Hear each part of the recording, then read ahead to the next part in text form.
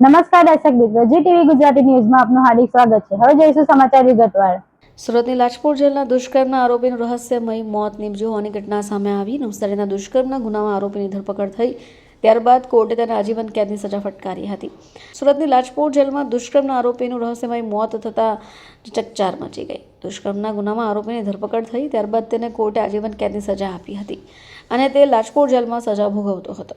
અચાનક તેનું મોત થતાં અનેક પ્રશ્નો થઈ રહ્યા છે।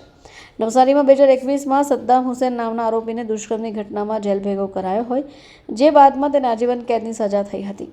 લાજપોર જેલમાં સજા ભોગવતો હોય, ખભાના ભાગે અચાનક દુખાવો થતાં તે બેભાન થઈ ગયો અને સારવાર માટે હોસ્પિટલ લઈ જવાય એ પહેલાં જ તેનું મૃત્યુ નિપજી ગયું હતું।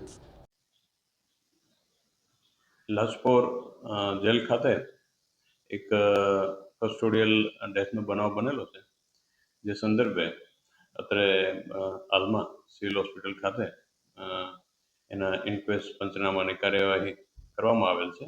જેમાં વિગત એ રીતેના છે, સદામ હુસૈન ઉર્ફે ઇરફાન અબ્દુલ અઝીઝ રાયની કરીને એક પાકા કામના આરોપી જે હતા, જે ઉંમર વર્ષ 33 અને રહેવાસી મુસ્લિમ ફળિયા ધારાગીરી નવસારીના રહેવાસી છે, જેઓને નવસારી રૂરલ પોલીસ સ્ટેશન ખાતે વર્ષ 2021માં આઈપીસી કલમ 363, 366, 376, 2JIN અને 376(3) એ ઉપરાંત પોક્સો કલમ 4, 5L અને 6 મુજબનો જે ગુનો નોંધાયો હતો, જેમાં કેસ ચાલી જવાથી નામદાર કોર્ટ દ્વારા તારીખ 5/6/2023ના રોજ તેઓને આજીવન કેદની સખત સજા તે ઉપરાંત દંડ રૂપિયા 30,000ના સજા ફરમાવેલ હતા અને આ રીતે તેઓ પાકા કામના કેદી તરીકે